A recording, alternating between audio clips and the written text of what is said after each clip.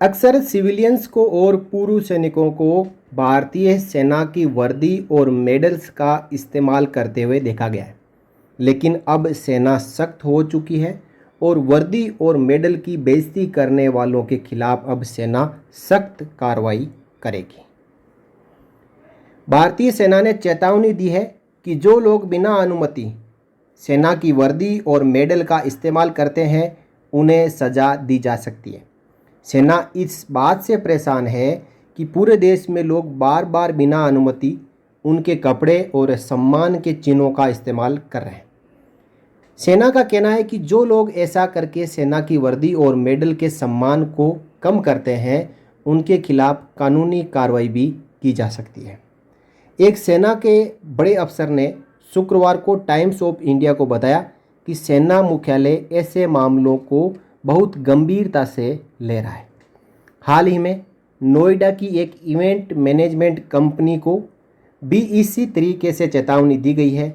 उस कंपनी के एक कर्मचारी को किसी कार्यक्रम में सेना के मेडल लगाए देखा गया था, जिसकी सोशल मीडिया पर काफ़ी चर्चा हुई थी। अफसर ने बताया कि सेना ने एफआईआर दर्ज कराने की धमकी देने के बाद कंपनी ने माफ़ीनामा दिया है। उन्होंने ये भी आश्वासन दिया कि वो भविष्य में इस प्रकार की गलती नहीं करेंगे।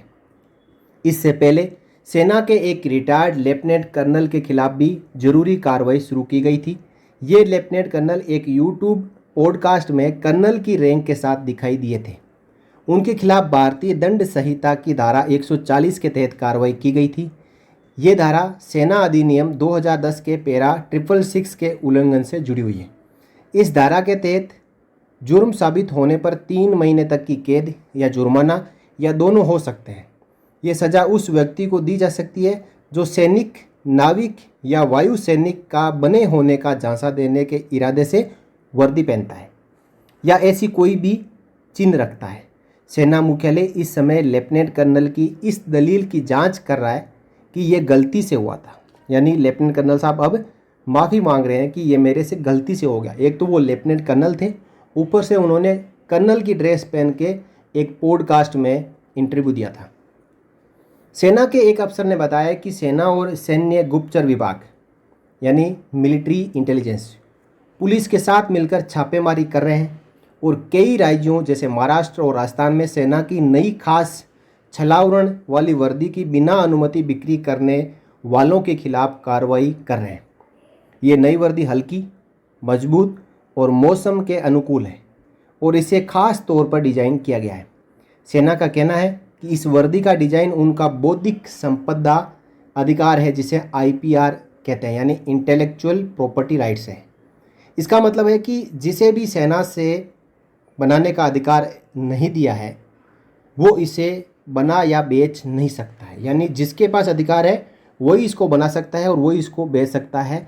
बाहर सिविल में इसको कोई ना तो बना सकता है और ना ही बेच सकता है। इसका अधिकार दिया हुआ है, वही कंपनी इसको बना सकती है। ऐसे में जो लोग बिना अनुमति ये वर्दी बना या बेच रहे हैं, उनके खिलाफ कार्रवाई की जा रही है। अफसर ने आगे बताया कि अगर कोई इस वर्दी का गलत इस्तेमाल करता है तो वो आतंकी हमला कर सकता है या इसकी मदद से बंद इलाकों में घुस सकता है। रक्षा मंत्रालय और सेना बार बार सभी सरकारी विभागों और राज्यों से कह रहे हैं कि वो अपने वर्दीधारी कर्मचारियों को सेना के जैसा छलावरण वाला पहनावा ना पहनाएं। इससे यह गलतफहमी हो सकती है कि सेना को भीड़ नियंत्रण और कानून व्यवस्था के लिए तैनात किया गया है। एक अन्य अफसर ने कहा कि कुछ निजी सुरक्षा कंपनियां भी सेना की वर्दी की नकल करने की कोशिश करती है। ये बिल्कुल ही गलत है। हाल ही में एक राज्य सरकार ने अपने सफाई कर्मचारियों को सेना की वर्दी पहना दी और वर्दी वो जो अभी नई वर्दी आई है, उसी वर्दी के सेम पैटर्न में सफाई कर्मचारियों को वर्दी पहना दी और वो सफाई कर्मचारी इस सेना की वर्दी को पहनकर सफाई करते नजर आए। इसके बाद सेना ने सख्त एक्शन लिया तो ये म्युनिसिपल कॉरपोरेशन ने कहा ये हमारे से गलती हो गई, हम इस वर्दी का इस्तेमाल नहीं करेंगे। सेना की वर्दी और मेडल इतने आसानी से नहीं मिलते हैं जितने आसानी से लोग लोकल मार्केट से खरीद के पहन लेते हैं। उसके लिए तपना होता है। भारतीय सेना की जो ट्रेनिंग है, उस ट्रेनिंग के नाम से ही कई लोग डरने लग जाते हैं।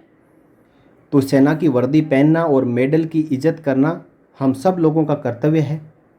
कुछ पूर्व सैनिक भी अभी लोकसभा 2024 के चुनाव में भारतीय सेना की वर्दी से मिलते जुलते जैकेट, टोपी ये सब पहन रहे थे।